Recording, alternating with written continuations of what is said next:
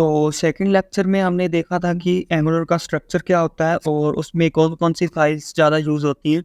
और इस वीडियो में हम देखेंगे कि एंगुलर के जो कंपोनेंट्स हैं वो कैसे क्रिएट होते हैं और उसका यूज़ क्या है, उसको कैसे यूज़ करते हैं, उसमें स्टाइलिंग कैसे करते हैं, इवेंट उसमें हैंडल कैसे करते हैं, उसके अलावा जो डेटा बाइंडिंग है वो कैसे करते हैं और उसमें राउटिंग कैसे यूज़ करते हैं। तो सबसे पहले स्टार्ट करते हैं कि एक कंपोनेंट जो है उसको क्रिएट कैसे करते हैं। सबसे पहले हम अपने वीएस कोड में आएंगे, उसके बाद हम यहाँ पे जो है अपना टर्मिनल ओपन कर लेंगे। यहाँ से हम अपना टर्मिनल जो ओपन कर सकते हैं, न्यू टर्मिनल। तो यहाँ पे हम कमांड प्रॉम्प्ट वाला जो है वो टर्मिनल ओपन करेंगे और यहाँ पे हम पहले प्रोजेक्ट के अंदर आएंगे। ये हमारा प्रोजेक्ट है, हम इस फोल्डर के अंदर है, हमें इस फोल्डर के अंदर आना पड़ेगा। तो हम क्या करेंगे, cd, उसके बाद एंगुलर 17 एंड हम इस जो प्रोजेक्ट वाला फोल्डर है उसके अंदर आ जाएंगे। एंड देन हम जो कमांड है कंपोनेंट को क्रिएट करने वाली वो यहाँ पे टाइप करेंगे और एंटर प्रेस करेंगे। यहाँ पे हम लिखेंगे ng generate, g for generate and c for component and उसके बाद कंपोनेंट का नाम है होम। और इतना लिख के हम एंटर प्रेस करेंगे तो जो हमारा कंपोनेंट है वो यहाँ पे क्रिएट हो जाएगा। तो हमारा कंपोनेंट जो है वो क्रिएट हो गया है। यहाँ पे आप देख सकते हैं कि एक जो होम नाम का कंपोनेंट है यहाँ पे न्यू आ गया है। तो इसके अंदर भी वही सेम फाइल्स हुई कि यहाँ पे हम इस फाइल को एक बार के लिए इग्नोर करेंगे जो टेस्टिंग वाली फाइल्स हैं। तो इसमें जो फर्स्ट फाइल है CSS की है, सेकंड फाइल HTML की है और थर्ड फाइल जो है वो TS फाइल है जिसमें हम अपनी लॉजिक बिल्ड करेंगे। तो ये हमारा कंपोनेंट बन गया। अब इस कंपोनेंट को हमें यूज़ करना है। तो हमारा जो बाय डिफ़ॉल्ट जो कंपोनेंट बन के आया था वो ये वाला था। तो इसकी जगह पर हमें वो वाला जो भी हमने न्यू कंपोनेंट बनाया है वो रेंडर करना है। तो उसके लिए हम क्या करेंगे, विजुअल स्टूडियो में जाएंगे और यहाँ पे हम ओपन करेंगे app.component.html। इसको जैसे ही आप ओपन करोगे तो आप इस सारे कोड को रिमूव कर दो। ठीक है, उसके बाद नेक्स्ट स्टेप जो है हमें इसका जो सिलेक्टर है वो देखना पड़ेगा। सिलेक्टर मैंने लास्ट वीडियो में बताया था कि क्या होता है, कि जो हमारा कंपोनेंट को सिलेक्ट करने के लिए, उसको रेंडर करवाने के लिए जो यूज़ होता है। तो यहाँ पे आप देखोगे ये सिलेक्टर है app-home। तो ये वाला हमारा सिलेक्टर जो है हम अपने ऐप कंपोनेंट के अंदर यूज़ करेंगे। तो यहाँ पे आप ऐसे टाइप करोगे और इसके बाद इसको आप यहाँ पे इंपोर्ट भी कर लोगे। इंपोर्ट ये ऑटोमेटिकली यहाँ पे इंपोर्ट हो जाएगा। ये देखो यहाँ पे इंपोर्ट हो गया। अब हम इसको सेव ऑल करेंगे और उसके बाद इसका जो आउटपुट है वो देखते हैं। तो हम ब्राउज़र ओपन करते हैं, यहाँ पे आप देख सकते हैं वही हमारा जो न्यू कंपोनेंट बनाया है वो हमें यहाँ पे दिख रहा है, होम वर्क्स। तो नेक्स्ट हम देखते हैं, हम इसमें कुछ चेंज करके देखते हैं और फिर हमें पता चलेगा कि कहाँ पे क्या चेंज हो रहा है। तो यहाँ पे मैं ऊपर एक H1 टैग ले लेता हूँ और यहाँ पे हम कुछ भी नाम लिख सकते हैं, जैसे टेस्टिंग होम टाइटल। तो यहाँ पे इसको सेव करते हैं जैसे ही, और इसके बाद हम ब्राउज़र में देखेंगे तो यहाँ पे आपको जो टाइटल हमारा दिखना शुरू हो जाएगा। तो नेक्स्ट हम देख लेते हैं कि हमें कंपोनेंट क्रिएट करने के बाद क्या करना है। तो नेक्स्ट हम देखते हैं कि हम कंपोनेंट के अंदर स्टाइल कैसे करते हैं। तो उसके लिए हम VS कोड में आते हैं और यहाँ पे हमने एक H1 टैग दिया है। तो यहाँ पे हम इसकी स्टाइलिंग कर सकते हैं। मैंने यहाँ पे H1 लिखा, इसका कलर हमें अगर चेंज करना है तो अभी इसका कलर चेंज हो जाएगा, यहाँ पे आप देख सकते हैं। तो मतलब इतना इजी है यहाँ पे काम करना। जैसे अगर आपको HTML CSS नॉर्मल आती है तो आप इसमें काम करने में कोई दिक्कत नहीं आएगी ज़्यादा। और अगर आपको JS आती है तो फिर तो मतलब ये आपका एक प्लस पॉइंट होगा इसको सीखने के लिए। तो नेक्स्ट हम देख लेते हैं। उसके बाद है डेटा बाइंडिंग। डेटा बाइंडिंग क्या होती है? तो जैसे मैंने आपको एग्जांपल के साथ बताया था कि डेटा को बाइंड करने के लिए हमें डेटा बाइंडिंग की ज़रूरत पड़ती है और इसको कैसे डिफ़ाइन करते हैं वो भी अभी हम देख लेते हैं। तो उसके लिए हम VS कोड में आते हैं और यहाँ पे हम एक वेरिएबल ले लेते हैं। मैं यहाँ पे लिखता हूँ टाइटल इज़ इक्वल टू, यहाँ पे हम कुछ टाइटल दे देते हैं, यही सेम टाइटल हम वहाँ पे दे देते हैं। तो यहाँ पे मैंने टाइटल दे दिया अब मैं इस टाइटल को यहाँ पे यूज़ कर सकता हूँ। तो इसको अगर मैं सेव करूँगा तो इसका आउटपुट वही सेम रहेगा, क्योंकि हमने वही सेम टाइटल दिया है। तो ऐसे डेटा बाइंड होता है। तो अभी हम एक चीज़ और देखते हैं कि इसको, तो अभी हम इसको चेंज करके देखते हैं। तो वो हम कैसे करेंगे? सबसे पहले हमें कंस्ट्रक्टर डिफाइन करना होगा। कंस्ट्रक्टर इसका एक फंक्शन है जिसके अंदर हम इनबिल्ट जो प्लगइन होते हैं वो यूज़ कर सकते हैं, और इसके अंदर हम कुछ ऐसा कोड लिख सकते हैं कि जो कि फर्स्ट टाइम जब हमारी ऐप रेंडर होती है तब रन होना होता है। तो यहाँ पे मैं देता हूँ सेट टाइम आउट 5 सेकेंड्स। तो यहाँ पे this dot title is equal to, यहाँ पे हम टाइटल चेंज करेंगे। यहाँ पे मैं टाइटल चेंज लिख देता हूँ, और इसको जैसे हम सेव करेंगे तो 5 सेकंड के बाद हमारा जो ये टाइटल है ये चेंज हो जाएगा। तो अभी तो हमारी ऐप रेंडर हो रही है, और रेंडर होने के बाद जैसे ही हम इसको देखेंगे तो अब ये देखना 5 सेकंड बाद ये टाइटल जो है चेंज हो जाएगा। तो टाइटल चेंज, मतलब बिना रिफ्रेश के ही आपका जो टाइटल है वो चेंज हो जाता है। तो यही है इसका एडवांटेज। भाई मैं इसको रिफ्रेश किया जैसे ही, तो अभी अब देखोगे इसका जो टाइटल है वो चेंज हो रहा है। इसके बाद हमने ये सेट टाइम आउट पे लगाया, हमें ये एक फंक्शन बना के उसके अंदर इसको डिफाइन करना है। जैसे कि हमने एक बटन की क्लिक पे इसको जो है चेंज करवाना है। तो हम कैसे करते हैं? उसके लिए हम एक बटन लेंगे,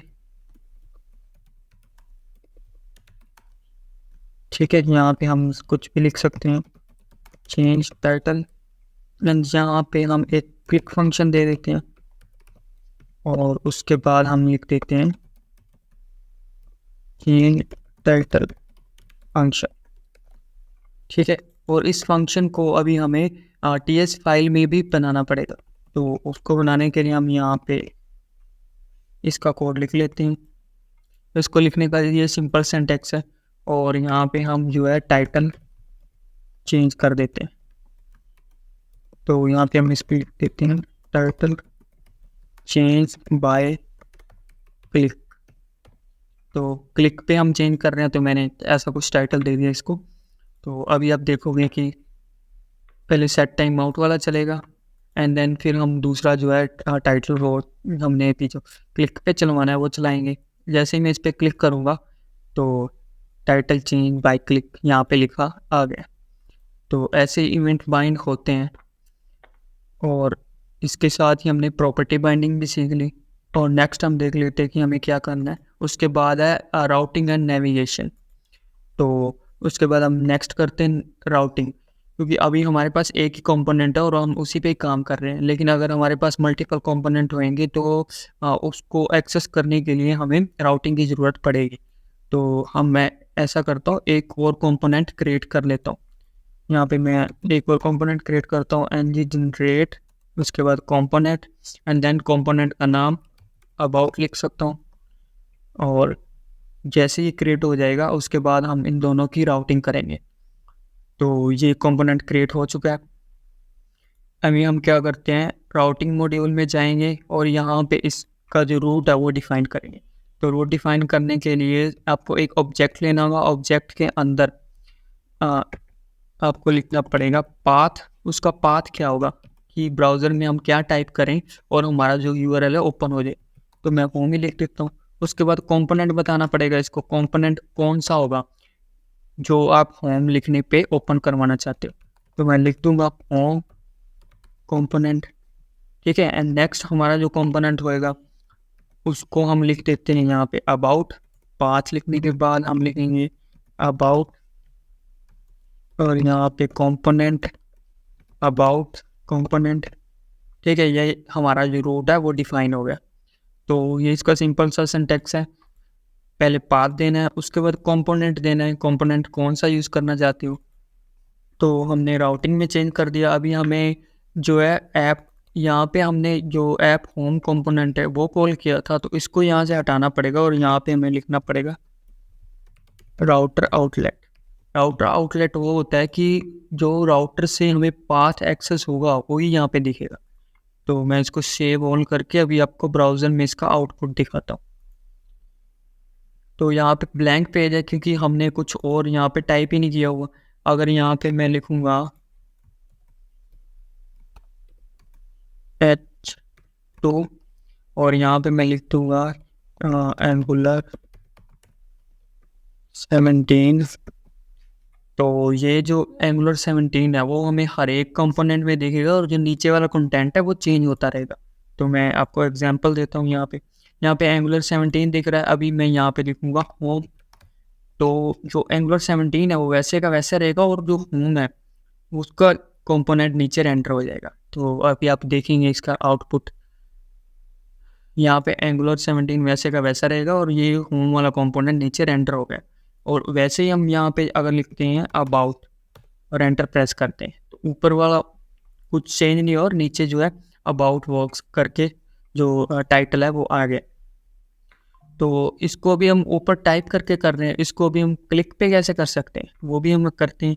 तो यहाँ पे हम एक पहला ही टैग लेते हैं और उसके अंदर हम एक यूआरएल टैग ले लेते हैं और यहाँ पे हम लिख देते हैं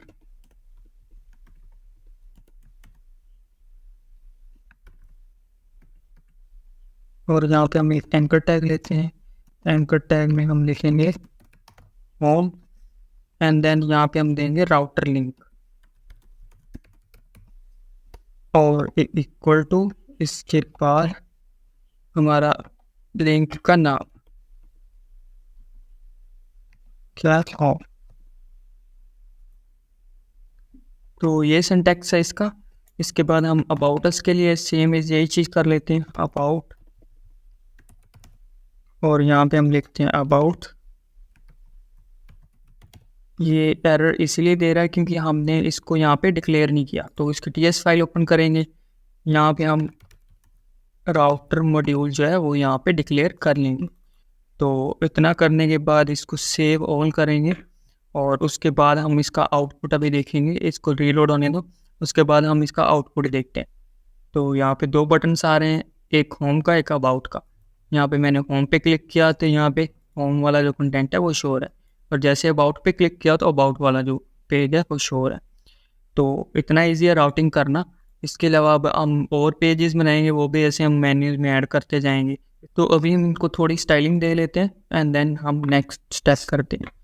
तो इसको स्टाइलिंग देने के लिए हम इंस्पेक्ट करते हैं इसको यहाँ से और उसके बाद हम इन दोनों को सिलेक्ट कर लेते हैं। जैसे यूएल है, इसको हम justify content space around and display